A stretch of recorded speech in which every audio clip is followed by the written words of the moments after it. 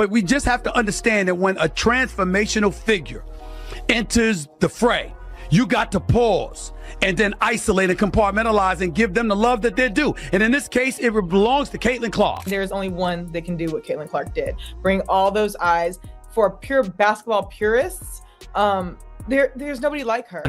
Something unusual is happening in women's basketball. A rookie just entered the league, and suddenly the entire sports world is watching. Attendance is exploding. Television ratings are breaking records. And debates are erupting everywhere. At the center of it all is one name, Caitlin Clark. But not everyone is celebrating. Because while Clark is collecting global awards and rewriting expectations for the Women's National Basketball Association, another rising star is pushing back. Angel Reese. What started as a competitive rivalry has now turned into one of the most talked about conflicts in modern basketball. So the question everyone is asking is simple.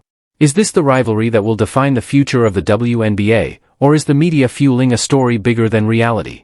Let's break it down. So it's been hard for me, but adjusting and just kind of have that mindset of just moving on has been something I try to give myself a little bit of grace. Caitlin Clark is box office. She is a star. If Angel Reese was older, I would have gotten on her about what she just said.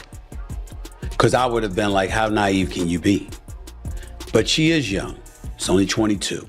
Before she ever stepped onto a WNBA court, Caitlin Clark had already changed women's basketball. At Iowa, Clark became the all-time leading scorer in NCAA Division I basketball history, men's or women's. Her style of play, deep logo threes, full-court passes, and fearless confidence, turned college games into must-watch television. Millions tuned in. Entire arenas sold out. And suddenly, the WNBA had something it had been searching for. A mainstream superstar capable of pulling new fans into the league. But Clark's rise wasn't happening in isolation. Because another star was rising at the exact same time. And their paths had already collided. Yeah. What is your stance on that?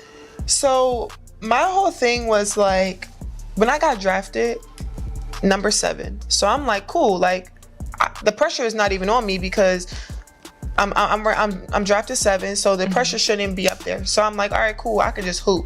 I'm all right, cool. It's because you started killing it. Well, yeah. And they're oh. I'm still a rookie. I'm still figuring it out. Trying to figure things out. The rivalry between Caitlin Clark and Angel Reese didn't begin in the WNBA. It started on college basketball's biggest stage. The 2023 NCAA Women's Championship. Clark's Iowa team entered the game as one of the biggest stories in sports. But LSU, led by Angel Reese, had other plans. Reese dominated the paint. LSU won the national championship. And in the final moments, Reese walked past Clark and delivered the now famous, "You can't see me" gesture, mirroring a celebration Clark had used earlier in the tournament.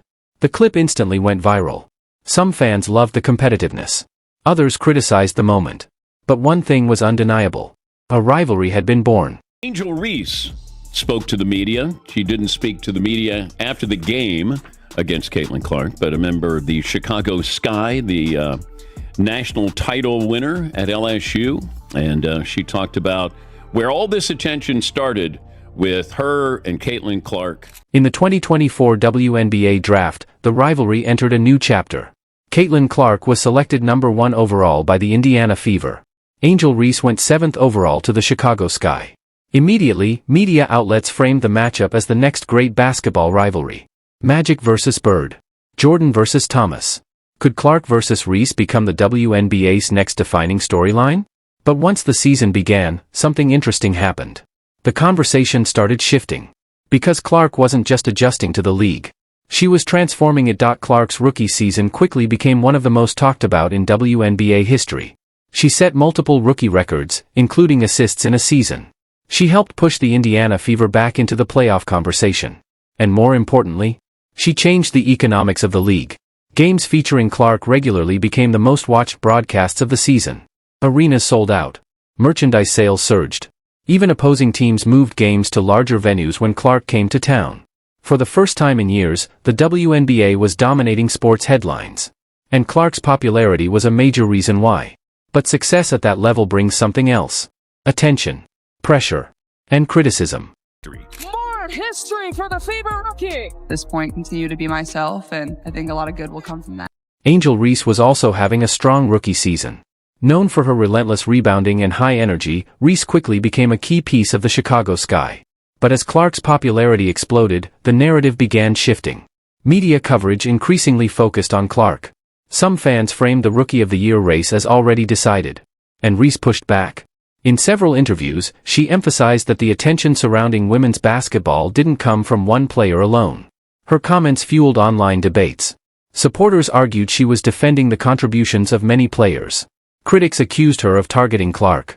The internet did what it always does. It picked sides. This is a phenomenon. Caitlin Clark is a phenomenon. Then came another turning point. Caitlin Clark was named 2024 AP Female Athlete of the Year, one of the most prestigious honors in sports. She also appeared on Time's Athlete of the Year list, cementing her global visibility. For a rookie, it was almost unheard of. But the recognition also intensified the debate. Some players and commentators questioned whether the spotlight on Clark was overshadowing other stars in the league, including reigning MVP Aya Wilson. Others argued the attention was simply the result of Clark's unprecedented popularity. The conversation wasn't just about awards anymore. It was about how the WNBA tells its story. Ironically, the controversy might actually be helping the league. Rivalries drive sports. From Michael Jordan battling rivals in the NBA to legendary clashes across sports history, competition creates attention. And attention brings growth. For the WNBA, this moment may represent something larger than any individual player. A surge in interest. A new generation of fans. And a league finally breaking into mainstream sports conversation. Clark brings the spotlight. Reese brings personality and intensity. Together, they've created one of the most compelling storylines in basketball. I'm going to look at this the way I did with Michael Jordan. Now, she's not the Michael Jordan of her sport as far as athleticism, playing, dominating. But Angel Wilson is the best player in the game. Not even a debate. But I'm talking about value now. Value to a franchise, value to a league, getting your team in the playoffs. They had the number one pick. They were the worst team last year. And there is value that I can attach to that. So what happens next? The next time Caitlin Clark and Angel Reese step onto the same court, it won't just be another regular season game. It will be must-watch basketball. 2 stars. 2 different styles. And a rivalry that may shape the next decade of the WNBA. Whether you're Team Clark, Team Reese, or just a fan of great basketball, one thing is clear. Women's basketball has never had more attention. And this story? I'm talking about value. Michael Jordan was the most valuable player every single year because of what he meant to his team and what he meant to the league. And, oh, by the way, winning 6 titles. Can't argue with that.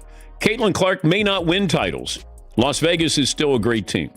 But the fact that she is doing what she's doing and at a very high level, you know, it's now commonplace where she'll go for 26 and 12. I mean, those are great numbers for any player, no matter how long you've been in the league.